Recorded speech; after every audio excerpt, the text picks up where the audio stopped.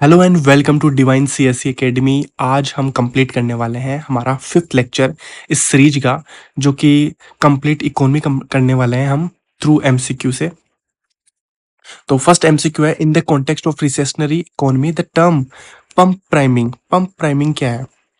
तो pump priming देखो क्या होता है। जब रिसेशन होता है, रिसेशन का मतलब है कि 2 क्वार्टर तक हमारी जीडीपी है वो नेगेटिव में है। ठीक है, हमारी जो जीडीपी है वो नेगेटिव में है 2 क्वार्टर तक। एक ईयर में 4 क्वार्टर होते हैं, मतलब 2 क्वार्टर का मतलब 6 मंथ हो गए। 6 मंथ तक हमारी जीडीपी नेगेटिव में है, तो इसको बोलते हैं रिसेशन। और रिसेशन में गवर्नमेंट यूज करती है पंप प्राइमिंग। पंप प्राइमिंग का मतलब है कि वो फिजिकल स्टिमुलाई का यूज करेगी, तो गवर्नमेंट एक्सपेंडिचर को इंक्रीज किया जाएगा। ठीक है, गवर्नमेंट आउटले इंक्रीज करेगी, जिसकी वजह से क्या होगा, गवर्नमेंट एक्सपेंडिचर इंक्रीज करेगी तो उससे मिलेगी जॉब्स। ठीक है, जॉब्स बढ़ेगी और एक तरीके से पब्लिक के हाथ में पैसा आएगा, तो मनी इंक्रीज होगा, मनी सप्लाई या फिर लिक्विडिटी इंक्रीज होगी, जिसकी वजह से क्या होगा, जॉब्स होगा, पूरी कंप्लीट एक इकोनॉमी को पुश मिलेगा। इसी को बोलते हैं पंप प्राइमिंग। तो ये सेकंड ऑप्शन देखिए, initial public expenditure undertaken by the government to stimulate private spending. अब ये क्या होगा, जब गवर्नमेंट अपनी तरफ स्पेंड करेगा तो प्राइवेट प्राइवेट जो प्लेयर्स हैं वो भी एक तरीके से पैसे स्पेंड करेंगे and trigger the economic multiplier. Economic multiplier क्या होता है, जैसे मान लो कि गवर्नमेंट ने एक तरीके से 1,000 रुपये स्पेंड किए, तो गवर्नमेंट ने 1,000 रुपये स्पेंड किए। अब वो 1,000 रुपये मार्केट में आए तो वो किसी के पास गए। अब वो किसी के पास है, मान लो एक बार के लिए मान लो कि उसकी वजह से वेजिटेबल जो शॉप है वहां पे किसी के पास वो पैसे है। अब वो पैसे उसने लिए और उसने वेजिटेबल दी। उसके बाद वो बंदा क्या करेगा, वो बैंक में जाएगा। ठीक है, और बैंक में जाने के बाद वो उसको डिपॉजिट करवा देगा। उसके बाद बैंक ऐसे मान लो कि 100 रुपये तो रख लेगा और 900 रुपये किसी वापस को किसी और इंसान को लोन दे देगा 900 रुपये। फिर वो 900 रुपये आगे इकोनॉमी में वापस। तो ये ऐसे 1,000 रुपये मल्टीपल हो के, मतलब बार बार बैंक साइकिल बन के एक मतलब इफेक्ट देते हैं, जिसको बोलते हैं इकोनॉमिक मल्टीप्लायर। मतलब वो बार बार, और एक तरीके से क्राउडिंग इन होता है। क्राउडिंग इन और क्राउडिंग आउट, ये दो कॉन्सेप्ट है। क्राउडिंग इन का मतलब है कि जहाँ पे है ना प्राइवेट प्लेयर, गवर्नमेंट की पॉलिसी की वजह से प्राइवेट प्लेयर भी आते हैं और वो भी इकोनॉमी में पार्टिसिपेट करते हैं। और क्राउडिंग आउट वो होता है जब गवर्नमेंट की पॉलिसी की वजह से जो प्राइवेट प्लेयर है वो भी छोड़ देते हैं। जैसे मान लो कि एक्सेस अमाउंट के अंदर गवर्नमेंट ने स्पेंड कर दिया बहुत ज़्यादा किसी एक फील्ड के अंदर, कि प्राइवेट उस वहाँ चला ही नहीं सकता अपना, जो मतलब एक तरीके से कंपनी वगैरह चला ही नहीं सकती, गवर्नमेंट ने बहुत एक्सेस में वहाँ पे स्पेंड कर रखा है। तो ऐसा भी होता है, एक लिमिटेड अमाउंट के अंदर जो गवर्नमेंट स्पेंड करती है, सॉरी, तो उसकी वजह से काफ़ी ज़्यादा इम्पैक्ट पड़ता है। तो क्राउडिंग इन और क्राउडिंग आउट दोनों काफ़ी अच्छे कॉन्सेप्ट हैं, तो इन दोनों के बारे में आपको पता होना चाहिए। यहाँ पे सेकंड ऑप्शन, सेकंड एमसीक्यू है, consider the following statement regarding the Kuznets curve. तो कुजनेट कर्व, ये पहले हमने 3 लेक्चर देखे हैं, वहाँ पे भी कुजनेट कर्व का काफ़ी अच्छा कॉन्सेप्ट था। तो कुजनेट कर्व में क्या होता है, तो ये होता है इन्वर्टेड यू शेप का ग्राफ। तो यहाँ पे ये जो एक्स एक्सिस है, यहाँ पे होता है एक तरीके से पर कैपिटा इनकम। तो पर कैपिटा इनकम, और इधर होता है एनवायरमेंटल डिग्रेडेशन। ठीक है, एनवायरमेंटल डिग्रेडेशन ईडी के वो में लगा देते हैं इसको। ठीक है, तो पर कैपिटा इनकम जैसे जैसे इंक्रीज होती है तो वैसे वैसे एनवायरमेंटल डिग्रेडेशन एक टाइम तक पहुंचते पहुंचते हाई चलता है, जिसको टिपिंग पॉइंट भी बोलते हैं। ठीक है, टिपिंग पॉइंट भी बोलते हैं। फिर एक टाइम के बाद में वापस लो हो जाता है। तो इसको आप ऐसे समझ सकते हो कि जो इंडस्ट्रियल रिवोल्यूशन हुआ था ब्रिटेन के अंदर, तो स्टार्टिंग में बहुत ज़्यादा मतलब वहाँ का एनवायरमेंटल डिग्रेडेशन बहुत स्पीड से हुआ था। फिर एक टाइम के बाद धीरे धीरे धीरे आज देखो वहाँ की जो टेम्स रिवर है वो काफ़ी अच्छी है। कोई टाइम पे वहाँ जो रिवर्स थी उनकी हालत भी अपने जैसे गंगा यमुना की है वैसी ही हालत थी। और इवन आपने सुना होगा लंदन स्मोक, तो वो भी आप समझ सकते हो कि वो उसी दौरान हुआ था जब इंडस्ट्रियल रिवोल्यूशन हुआ था।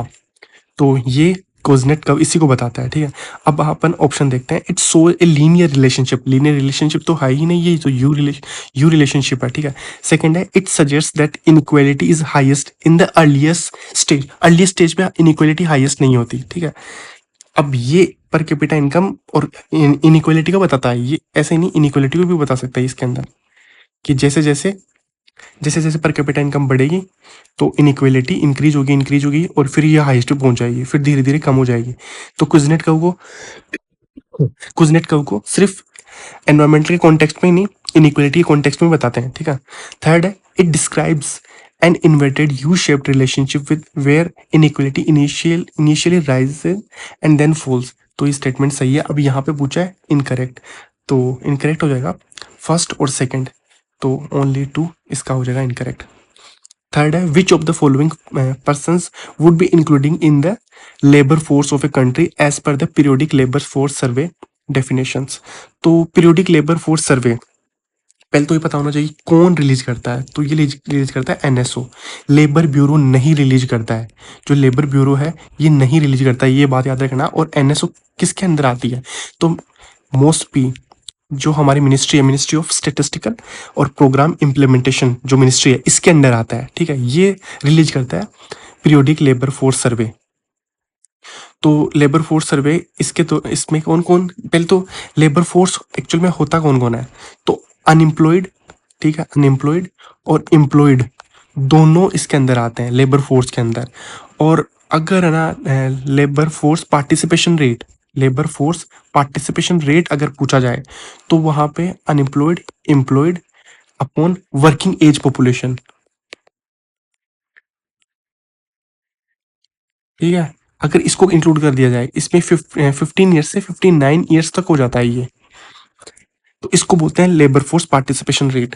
देखो इस टाइप के एमसीक्यू में मतलब प्रीलिम्स में इस टाइप के डायरेक्ट क्वेश्चन आते हैं। क्रूड बर्थ रेट हो गया, death rate, rate maternal death rate, neonatal death, इस टाइप के जो कीवर्ड्स है आपको अच्छे से याद होने चाहिए। क्योंकि यूपीएससी जब यहाँ पे सुनने में बहुत इजी लगेगा, पर वहां पे जब आप क्वेश्चन करोगे देखना आपका दिमाग ऐसा लगेगा कि यार ये पढ़ा तो है, क्योंकि बार बार द हिंदू में आ रहे हैं, इंडियन एक्सप्रेस में बार बार आ रहे हैं, पर वहां जाके आप कंफ्यूज हो जाओगे। इसलिए इस टाइप के जो टर्म्स है उन पे आपको फोकस करने की जरूरत है, ठीक है। तो अब इसकी डेफिनेशन में देखते हैं क्या क्या इंक्लूड होता है। ए रूरल वुमन वो works on her family's farm without receiving an cash wage. तो देखो ये बात सही है। फेमिनाइजेशन ऑफ एग्रीकल्चर, ये बहुत बार इस टाइप के आर्टिकल्स आ रखे हैं हिंदू के अंदर, ठीक है। तो ये इंक्लूड होती है जो पीरियोडिक लेबर फोर्स सर्वे है पीएलएफएस उसके अंदर, उसके डेफिनेशन के अंदर। सेकंड है, retired government official receiving A pension and not looking for work. नहीं, देखो ये बंदा जॉब ढूंढ ही नहीं रहा। अब जो बंदा जॉब ढूंढ ही नहीं रहा तो वो तो अनएम्प्लॉयड एम्प्लॉयड दोनों की कैटेगरी में नहीं आएगा। थर्ड है, सॉफ्टवेयर इंजीनियर वो has quit her job to prepare for the civil services examination, ये भी नहीं आएगा क्योंकि ये बंदा जॉब एक्टिवली सर्च ही नहीं कर रहा, तो ये आएगा ही नहीं इसकी कैटेगरी में। लास्ट है, ए 20 years old student pursuing a full time PhD in economics, ये भी नहीं आएगा क्योंकि ये स्टडी की कैटेगरी में आएगा, तो ये भी नहीं आएगा। तो ओनली यहाँ पे ए आएगा इसका आंसर। तो ये अभी रिसेंटली 27 मार्च को आर्टिकल आया था पीआईबी के अंदर, पीरियोडिक लेबर फोर्स सर्वे, जिसकी एनुअल रिपोर्ट थी। अब इसको आप देख लो एक बार के लिए कि हाँ भाई कितने अनएम्प्लॉयमेंट कितनी है, टोटल कितनी है, इसकी एक ये इन्फोग्राफी डालने की कोशिश की है। तो एक बार हम ब्रीफली इसको देख लेते हैं, काफ़ी इंपॉर्टेंट है। तो लेबर फोर्स पार्टिसिपेशन रेट अभी कितनी है, मैंने बताया ना कि लेबर फोर्स पार्टिसिपेशन रेट का मतलब क्या होता है, अनएम्प्लॉयड प्लस एम्प्लॉयड अपॉन जो वर्किंग एज पॉपुलेशन है उसको काउंट करते हैं। तो ये स्टेबल है जिसमें मेल पहले पिछले साल से ये स्टेबल है 59.3% पे, जिसके अंदर मेल 79 है और फीमेल है 40%। और वर्कर पॉपुलेशन रेशियो अगर देखा जाए तो मेल 76 और फीमेल है 38। और अनएम्प्लॉयमेंट रेट जो कि 3.1% है, जिसमें मेल 3.1 और फीमेल भी 3.1 है। यहाँ पे यूथ में देख सकते हो, यूथ की रेट जो वर्किंग पॉपुलेशन में है 10.3%, ठीक है।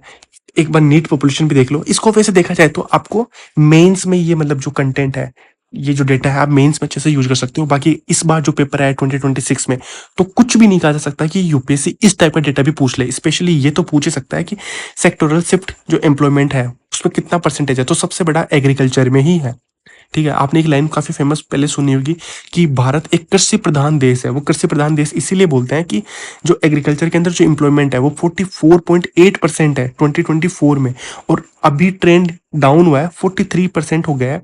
पर याद रखना एग्रीकल्चर ही डोमिनेट करता है एम्प्लॉयमेंट में। सेकंड है जो सबसे बड़ा सेक्टर है। अब उसके बाद जो अदर सेक्टर में देखते हैं, ठीक है, जैसे सर्विस सेक्टर भी आता है, ठीक है, अदर सेक्टर के अंदर।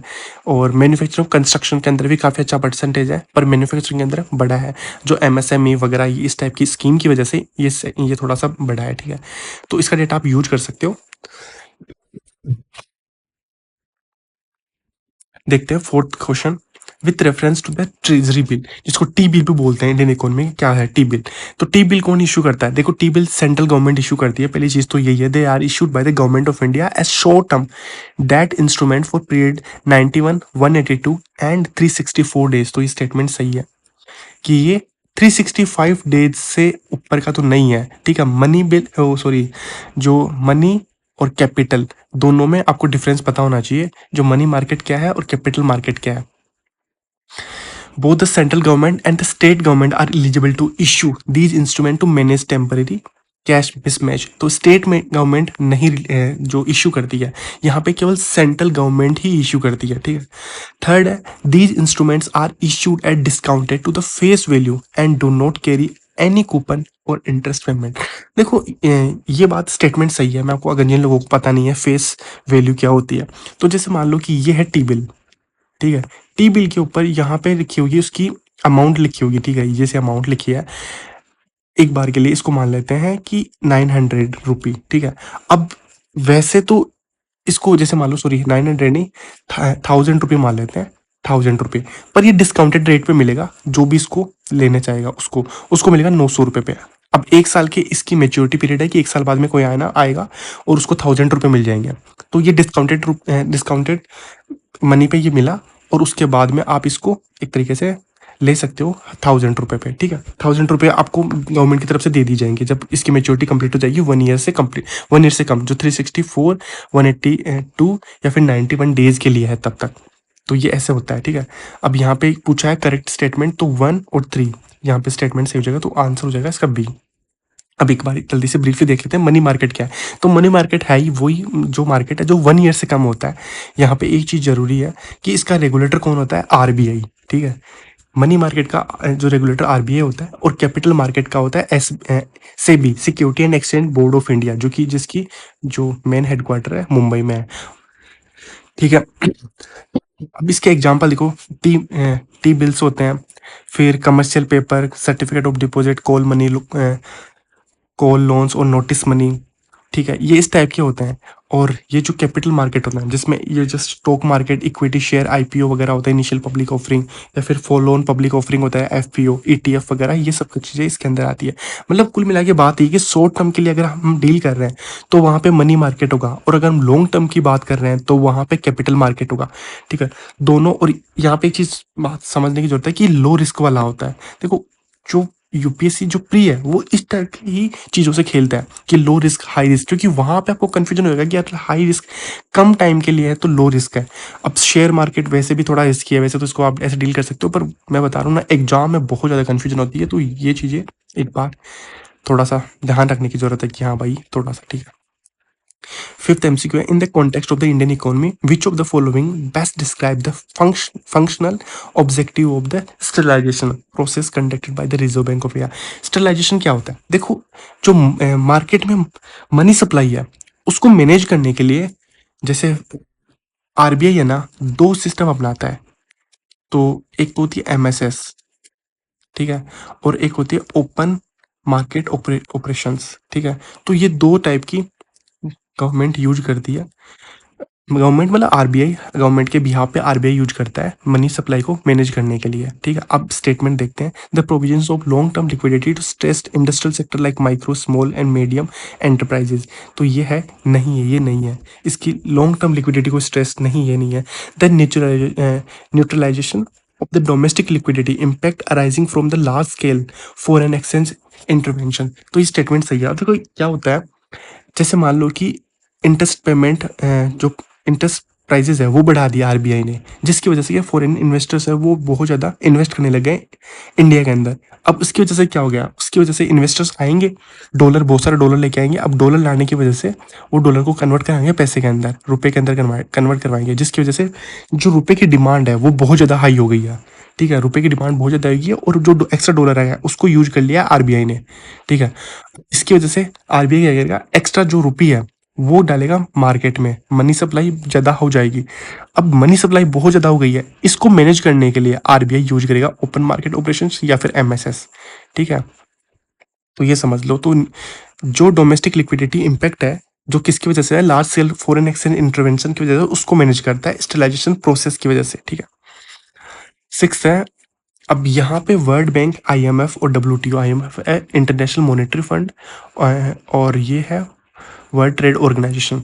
तो वर्ल्ड बैंक ग्रुप, ये वैसे तो आपको लिस्ट पता होनी चाहिए, और वैसे तो फैक्चुअल ये है कि मीगा है उसका, और पॉलिटिकल रिस्क जो इंश्योरेंस है उसको मैनेज करता है। इसका क्या मतलब है, देखो बहुत सारी जो कंट्रीज है वहाँ पे क्या कॉन्फ्लिक्ट चला ही होता है बहुत ज़्यादा, जिसकी वजह से अब उसको एक तरीके से हैज कौन करे, मतलब उनको इंश्योरेंस कौन दे, तो इसका काम करती, ये काम करती है मीगा। ठीक है, सेकंड है आईएमएफ।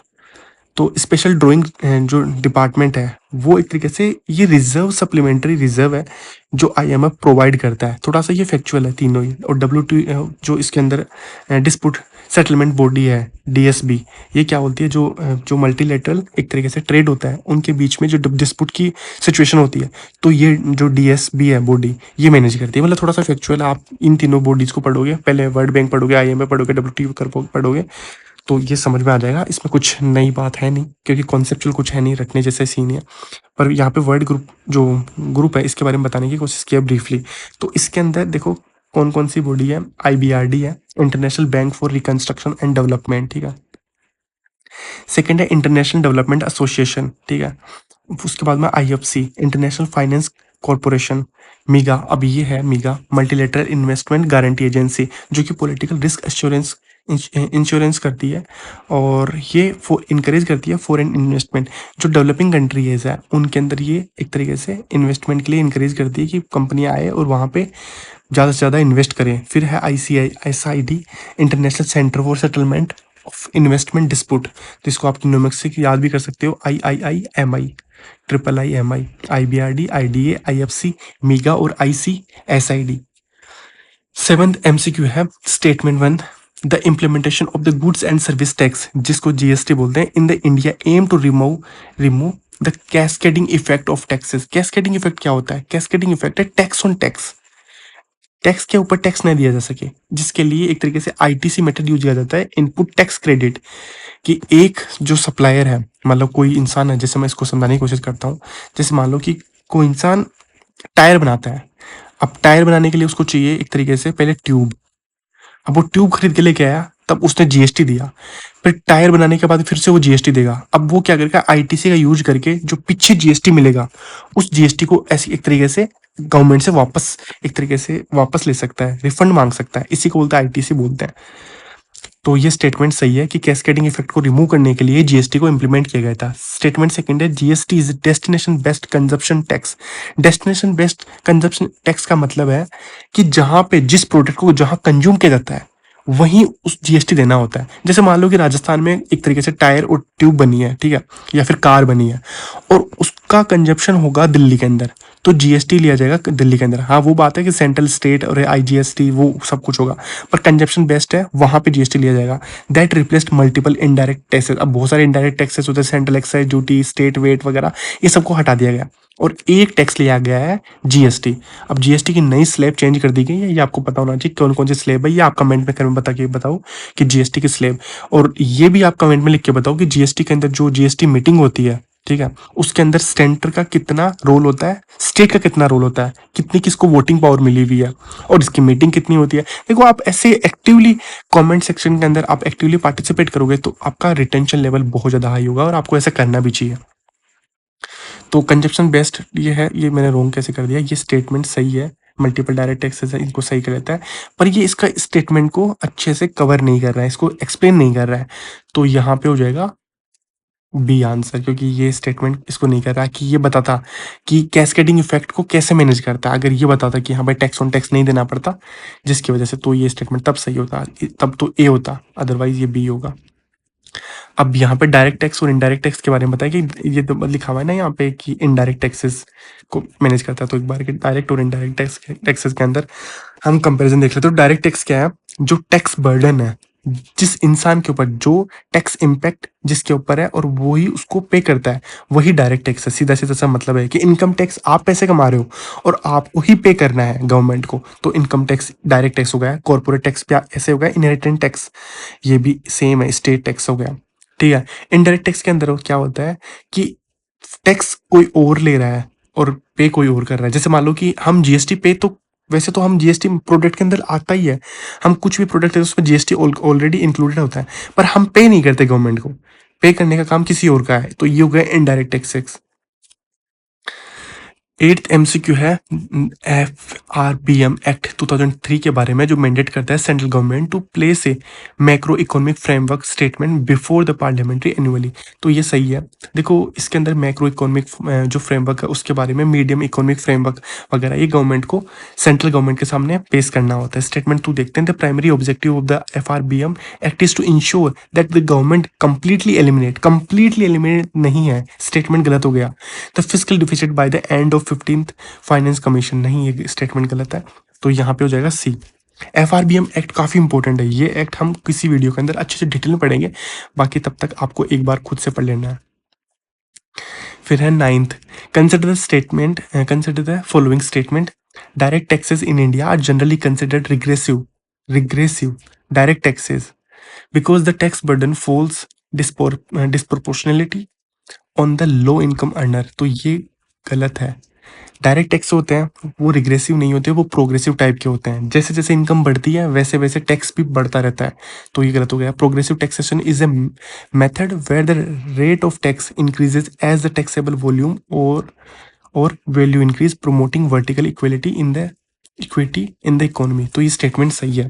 देखो प्रोग्रेसिव टैक्सेस क्या होते हैं, जैसे जैसे इनकम बढ़ेगी वैसे वैसे वो टैक्स बढ़ता जाएगा। अब इसकी वजह से क्या होगा, इसकी वजह से एक तरीके से इक्विटी होगी इकोनॉमी के अंदर, तो ये स्टेटमेंट सही है और यहाँ पे होगा डी।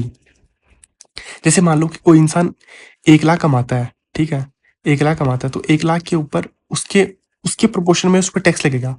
कोई 2 लाख कमाता है, मतलब एक टैक्स स्लैब होती है, 8 लाख तक की अलग टैक्स स्लैब है, फिर 8 लाख से अलग टैक्स स्लैब है, तो स्लैब के बेसिस पे उसको टैक्स देना होता है, इसी को बोलते हैं प्रोग्रेसिव। ऐसा नहीं है जैसे जीएसटी है ना, रिग्रेसिव टैक्स है कि कोई इंसान कितना भी कमाता हो, अगर किसी प्रोडक्ट पे 12% टैक्स है तो 12% ही देना पड़ेगा, ये है रिग्रेसिव टैक्स।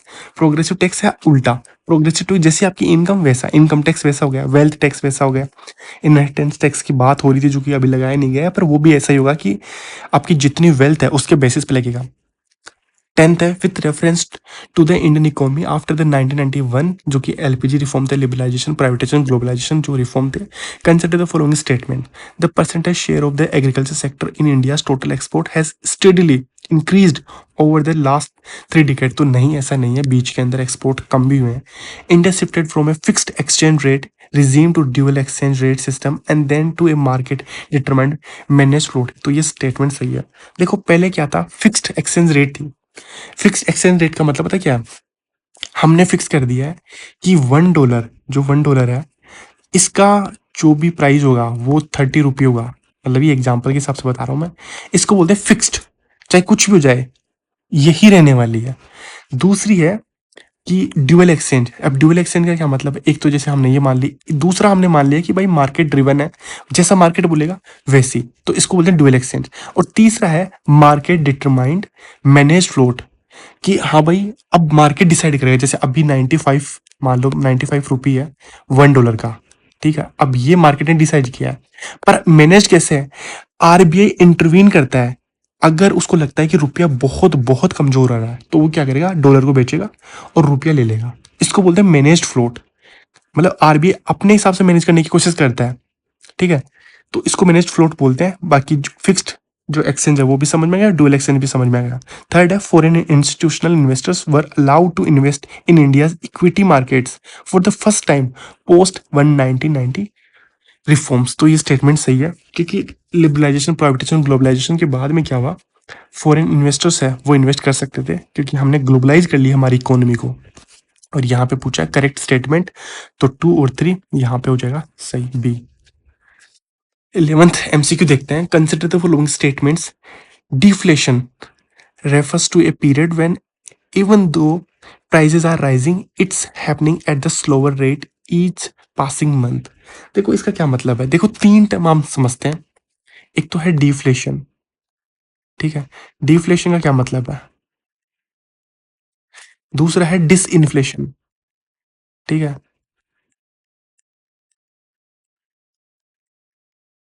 और एक है इन्फ्लेशन। ये तीनों टर्म समझते हैं। डिफ्लेशन का मतलब है कि जब प्राइजेस है वो हो रही है डाउन, ठीक है? जब प्राइजेस डाउन हो रही है, प्राइजेस बढ़ने की जगह प्राइजेस डाउन हो रही है, उसको बोलते हैं डिफ्लेशन। ये है डिफ्लेशन। डिसइन्फ्लेशन, प्राइजेस तो बढ़ रही है पर उस रेट से नहीं बढ़ रही जिस रेट से पहले बढ़ रही थी। मतलब प्राइजेस बढ़ने की, जैसे इन्फ्लेशन में क्या होता है कि प्राइजेस क्या होती है, जैसे 10%, ठीक है? फिर 20, फिर 30। अब यहाँ पे क्या डिसइन्फ्लेशन में क्या होगी, 10, फिर वो होगी 12, बहुत स्लो गई, फिर वो हो गई 12.5। स्पीड स्लो गई डिसइन्फ्लेशन। और डिफ्लेशन में क्या, प्राइजेस ही डाउन हो रही है, नेगेटिव में चली गई प्राइजेस, इसको बोलते हैं डिफ्लेशन। अब डिफ्लेशन यहाँ पे फर्स्ट स्टेटमेंट देखो, deflation refers to a period when even though prices are rising it is happening at slower rate is passing month. तो डिफ्लेशन ये है नहीं, ये डिसइन्फ्लेशन है। यहाँ पे तो नेगेटिव होना चाहिए था। Disinflation is the exact opposite of the inflation. Disinflation नहीं, अपोजिट, एग्जैक्ट अपोजिट तो डिफ्लेशन होना चाहिए था, डिसइन्फ्लेशन नहीं। Third, a reflation typically follows deflation as policymakers try to pump up economic activity either by government spending more or interest rate being reduced। तो ये statement क्या है आप समझो। रिफ्लेशन का क्या मतलब है, रिफ्लेशन क्या कर दी, जो पॉलिसी मेकर है वो एक तरीके से स्टेटमेंट को देखो डिकोड करने की कोशिश, डिफ्लेशन क्या है, फॉलो को एक तरीके से डिफ्लेशन को एक तरीके से फॉलो करती है डिफ्लेशन। अब डिफ्लेशन का मतलब बताया था ना मैंने कि प्राइसेस है डाउन। अब यहाँ पे क्या है, पॉलिसी मेकर क्या कर रहे हैं, पैसे एक तरीके इकोनॉमिक एक्टिविटी में डाल रहे हैं, गवर्नमेंट स्पेंड कर रही है, आउटले कर रही है एक्सपेंडिचर के अंदर। तो इसकी वजह से इंटरेस्ट रेट वगैरह ये होंगे ज़्यादा, मतलब कम कर दिए जाएंगे, जिसकी वजह से क्या होंगे, मतलब पब्लिक कंज्यूम करेगी।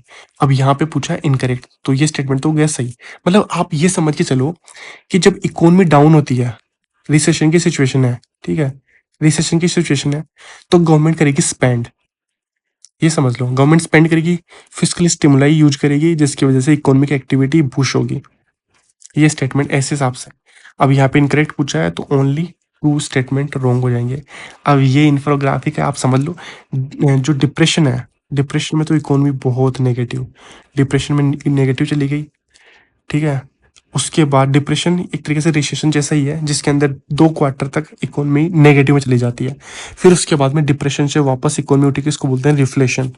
रिफ्लेशन फिर प्राइजेस जैसे जैसे जो परचेजिंग पावर भी इससे कम होती है और जो रुपए की प्राइस है वो कम होगी, उसको बोलते हैं इन्फ्लेशन। इन्फ्लेशन के अंदर धीरे धीरे इकोनॉमी पुश होगी, इन्फ्लेशन हाई हाई, एक टाइम के बाद में पीक पे, और फिर वापस जो जनरल प्राइजेस गुड्स है और सर्विसेज की, गुड्स एंड सर्विसेज की, उनकी प्राइजेस होगी कम, जिसकी वजह से डिस इन्फ्लेशन इसी को बोलते हैं।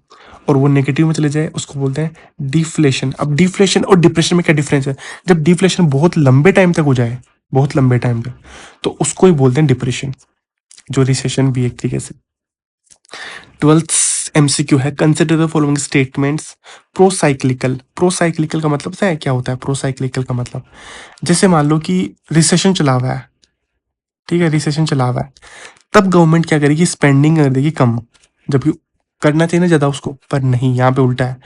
और मान लो कि इन्फ्लेशन है, तो गवर्नमेंट और ज्यादा स्पेंड करेगी। मतलब यहाँ पे उल्टा है। Pro cyclical fiscal policy stabilise the business cycle by being contractionary in goods in times, good times, and expansionary in bad times. तो ये उल्टा बोल दिया, ऐसा नहीं है स्टेटमेंट, ये यहाँ पे उल्टा है और ये वाला सामने वाला उल्टा है। मतलब प्रो साइक्लिक के अंदर उल्टा होता है, इसने बोला कुछ और है। काउंटर साइक्लिक फिस्कल, अब ये जो मैं बता रहा हूँ ना कि जहां पर एक तरीके से जो हम इकोनॉमी है वो डाउन चल रही है, इकोनॉमी डाउन है, ठीक है, वहां पे मनी सप्लाई हमें बढ़ाने की जरूरत है। गवर्नमेंट या फिर गवर्नमेंट एक्सपेंडिचर बढ़ाए, या आरबीआई लोन्स वगैरह ये सस्ते करने के लिए रेपो रेट वगैरह कम कर देगी, तो जो मनी सप्लाई है वो इंक्रीज हो जाएगी। यही काउंटर साइक्लिक फिस्कल पॉलिसी है। फिस्कल पॉलिसी वैसे तो कौन लेके आता है, गवर्नमेंट। जो मॉनेटरी पॉलिसी है वो काम है आरबीआई का, तो फिस्कल पॉलिसी गवर्नमेंट लेके आएगी, वो करेगी फिस्कल स्टिमुलाई। तो ये काफी क्रिटिकल है ड्यूरिंग इकोनॉमिक क्राइसिस। तो ये स्टेटमेंट सही हो गया। अब यहाँ पे करेक्ट स्टेटमेंट पूछा है तो ये हो जाएगा बी, ओनली 2। 13 है, consider the following statement regarding currency and gold revaluation account. तो जो फॉरेन रिजर्व है वो मैनेज करता है आरबीआई, ठीक है। और इस चीज़ के कॉन्टेक्स्ट में ये स्टेटमेंट फन, the currency and gold revolution account is maintain by the union finance ministry, take care of currency risk, interest rate risk and movement in gold. तो ये फाइनेंस मिनिस्ट्री यूज नहीं करती है, ये करती है आरबीआई, ठीक है। तो स्टेटमेंट हो गया रॉन्ग।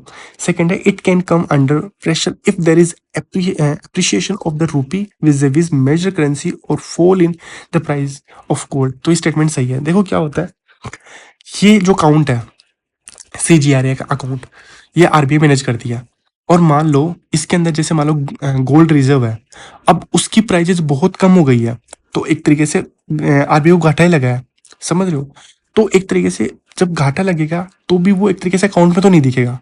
जो थर्ड स्टेटमेंट है, अनरियलाइज्ड गेन और लॉस। अनरियलाइज्ड गेन का मतलब पता है क्या है, जैसे वो गोल्ड पड़ा है, उसकी वैल्यू कम हो रही है, तो भी अभी तक उसने सेल नहीं किया, जिस दिन सेल करेंगे तब वो रियलाइज्ड गेन हो जाएगा या फिर रियलाइज्ड लॉस हो जाएगा। तो ये स्टेटमेंट थर्ड ऐसा ही है। और इसको इसके प्रेशर तभी वो उसको होगा जब एक तरीके से वो फॉल होगी उसकी प्राइजेस वगैरह। तो अनरियलाइज्ड गेन और losses on valuation of foreign currency assets and gold are not accounted for the in the CGRA. इसका मतलब यही है कि जब तक वो सेल नहीं करेगी, है ना, तब तक कोई मतलब नहीं है। लॉस हो रहा है, गेन हो रहा है, कोई मतलब नहीं है। बस अनरियलाइज्ड गेन और लॉस वैल्यूएशन में नहीं इंक्लूड होंगे, तब तक अकाउंट नहीं होंगे, क्योंकि जब तक उनको सेल नहीं किया जाए। अब यहाँ पे करेक्ट स्टेटमेंट पूछा है, तो 2 और 3 इसके करेक्ट स्टेटमेंट है, आंसर हो जाएगा सी। ये आरबीआई का फॉरेन एक्सचेंज रिजर्व के बारे में इन्फोग्राफिक है, जिसमें क्या क्या होते हैं, फॉरेन करेंसी होती है बहुत सारी फॉरेन, जिसमें यूएस डॉलर, यूरो, पाउंड, येन, ये सब कुछ होती है। जो भी इंपॉर्टेंट करेंसी है वो होती है। उसके बाद में गोल्ड रिजर्व है, गोल्ड रिजर्व हमारा काफ़ी बड़ा गोल्ड रिजर्व है। थर्ड है स्पेशल ड्रॉइंग राइट्स, जिसको एसडीआरए बोलते हैं, जो आईएमएफ है, इंटरनेशनल मॉनेटरी फंड, उसके अंदर हमारे सेव होते हैं। फोर्थ है रिजर्व ट्रांजिट पोजिशन आरटीपी, ये भी आईएमएफ के अंदर होता है, ठीक है। और जो फॉरेक्स रिजर्व है उसका क्या काम करता है, तो जैसे मैंने बताया ना कि जो एमएसएस होती है और जो ओपन मार्केट ऑपरेशंस होते हैं, उसके तहत आरबीआई क्या करता है, फॉरेक्स रिजर्व को स्टेबलाइज और रुपी को स्टेबलाइज, फॉरेक्स रिजर्व का यूज करता है मनी को स्टेबलाइज करने के लिए और इम्पोर्ट वगैरह ये सब करने के लिए। और जो डेट है, डेट सर्जरी, हमने कहीं किसी से लोन लिया, अब उसको देना तो मोस्टली हमने डॉलर की फॉर्म में ले रखा है, तो डॉलर के फॉर्म में हमें वापस लौटाना भी होगा। और ऐसे इन्वेस्टर कॉन्फिडेंस भी होता है, क्योंकि जिस जिस कंट्री के पास ज़्यादा फॉरेक्स रिजर्व होगा, तो इन्वेस्टर्स को भी कॉन्फिडेंस होता है कि वहाँ इन्वेस्ट किया जाए। तो ये अट्रैक्ट करने का, जो इन्वेस्टर्स को अट्रैक्ट करने का भी तरीका है। फिर प्रोटेक्शन अगेंस्ट एक्सटर्नल शॉक्स, कभी कभी क्या होता है, ग्लोबल जो सप्लाई चेन है वो डिस्टर्ब हो जाता है, उसको प्रोटेक्ट करने में फॉरेक्स रिजर्व का काफ़ी अच्छा रोल है। अब यहाँ पे देखते हो आरबीआई कैसे इसको फॉरेक्स रिजर्व को मैनेज कर दिया है। एफडीआई वगैरह आता है। रेमिटेंस के अंदर हम फर्स्ट कंट्री है जो हाईएस्ट रेमिटेंस हमारे पास आता है। रेमिटेंस मतलब जो जो हमारे एनआर वगैरह है वो पैसे भेजते हैं अपने इंडिया के अंदर, ठीक है। एक्सटर्नल बोरोइंग हम लेते हैं, एफपीआई वगैरह, ठीक है। इसके बारे में हमने देख रखा है पहले से भी। तो ये भी 5 जून 2026 की रिपोर्ट है। Forex reserve at healthy $682 billion है, जो कि एडिक्वेट है हमारे इंपोर्ट कवर करने के लिए 11th में। अभी थोड़ी क्राइसिस चली हुई थी ना ईरान और अमेरिका के बीच में, यूएस के बीच में, तो तब की ये न्यूज़ है, इसको मैंने डाला एक बार के लिए देखने के लिए। 14th एमसीक्यू है, consider the following statement regarding the impact of external aid on Indian economy. तो एक्सटर्नल एड क्या है, देखो इसके स्टेटमेंट देखते हैं पहले। तो स्टेटमेंट 1 है, it brings in the foreign currency that is useful to bridge the balance of payment deficit. तो ये स्टेटमेंट सही है। अगर कोई कंट्री जैसे मान लो यूएस वगैरह, ये हमें हेल्प करती है, एक्सटर्नल एड देती है, हमें ग्रांट देती है, पैसे देती है, तो वो बैलेंस ऑफ पेमेंट जो हमारी क्राइसिस वगैरह अगर हो रखी हो, वैसे तो नहीं है पर हो रखी हो, तो उसको भी मैनेज करने की कोशिश करती है। डिफिसिट है उसको मैनेज करने की कोशिश करती है। It causes crowding out effect in the domestic market. अभी मैंने पहले एमसीक्यू में बताया था, अभी शायद 6 या 4 एमसीक्यू था, उसमें बताया था क्राउडिंग इन और क्राउडिंग आउट। जब प्राइवेट प्लेयर्स आते हैं तो उसको बोलते हैं क्राउडिंग इन, और जब प्राइवेट प्लेयर्स जाते हैं तो उसको बोलते हैं क्राउडिंग आउट। तो इसकी वजह से क्राउडिंग आउट इफेक्ट आएगा नहीं, इसकी वजह से क्राउडिंग आउट इफेक्ट नहीं होता। क्योंकि क्या होगा, अगर एक तरीके से एक्सटर्नल एड आता है तो फॉरेन करेंसी आई है, इसकी वजह से और ज़्यादा एक्सपेंडिंग होगी, गवर्नमेंट स्पेंड करेगी, जिसकी वजह से क्राउडिंग आउट सिचुएशन हो ही नहीं सकती। यहाँ पे इनकरेक्ट पूछा है, मतलब वो प्राइवेट जो प्लेयर है वो तो और इन्वेस्ट करेंगे। अगर फॉरेन करेंसी आ रही है, हम उसको इन्वेस्ट करते हैं, तो प्राइवेट प्लेयर को भी एक तरीके से मोटिवेशन मिलता है इन्वेस्ट करने का। तो स्टेटमेंट भी हो जाएगा इसका आज सही करेक्ट आंसर, क्योंकि इनकरेक्ट पूछा है ना। Consider the following statement regarding credit information bureau. तो क्रेडिट इंफॉर्मेशन ब्यूरो नाम से ऐसा लगता है स्टेटरी बॉडी है, पर नहीं है, स्टेटरी बॉडी नहीं है ये। जो एक तरीके से रूल और रेगुलेशन बॉडी है, रेगुलेटरी बॉडी है। They maintain credit information of borrowers which can be accessed by banks and other lending institution, जैसे एनबीएफसी हो गए, नॉन बैंकिंग फाइनेंस कंपनी हो गई, ठीक है।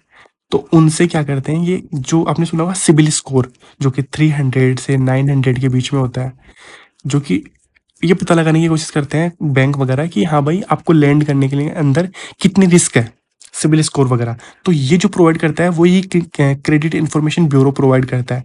They maintain credit information of borrowers which can be accessed by bank and other lending institution. तो वो जिनको लोन देना है वो इसको एक्सेस कर सकते हैं। They collect information of borrowers from credit card companies and non banking financial institution. तो ये स्टेटमेंट भी सही है, फर्स्ट भी सही है। थर्ड है the lending decision of banks and finance companies are not dependent on the rating given by credit bureaus. तो ये नहीं है, उनके ऊपर डिपेंड करते हैं। अगर कोई कंपनी किसी इंसान को 300 सिबिल स्कोर दे रखी है, ठीक है, और किसी को 800, तो ऑब्वियसली 800 को लोन मिलने की ज़्यादा संभावना है, ठीक है। ये काफ़ी ज़्यादा मतलब डिपेंड करते हैं जो फाइनेंस कंपनियां, क्रेडिट कार्ड कंपनियां होती है, कि उनका जो क्रेडिट इंफॉर्मेशन ब्यूरो जिन्होंने जो रेटिंग दी है, जैसे सिबिल स्कोर रेटिंग दी है, तो वो कितना इम्पेक्ट करती है, ये काफ़ी ज़्यादा इनका रोल है। अब यहाँ पे 15 में देखते हैं 1 और 2 स्टेटमेंट सही है और आंसर हो जाएगा सी। अब यहाँ पे एक एफआरबीएम जो एक्ट था उसकी स्लाइड डालने की कोशिश किया, काफ़ी इंपॉर्टेंट है एफआरबीएम एक्ट। तो ये तो एक बार मैंने से थोड़ा डाल दिया कि एफआरबीएम एक्ट एक्चुअल में है क्या, ठीक है। कि जो रेवेन्यू डिफिसिट है उसको मार्च 2020 तक 0% लाने का था, पर अभी तक भी हो नहीं पाया है, क्योंकि बीच में कोविड आ गया, कोविड की वजह से सिचुएशन काफ़ी ज़्यादा बिगड़ गई थी, ठीक है। इसको हम किसी नेक्स्ट वीडियो में अच्छे से डिटेल में पढ़ेंगे। अभी जो पीछे एमसीक्यू आया था एफआरबीएम से रिलेटेड, तो बस इसलिए मैंने इसको डाल दिया। तो मिलते हैं नेक्स्ट वीडियो में, तब तक के लिए जय हिंद जय भारत।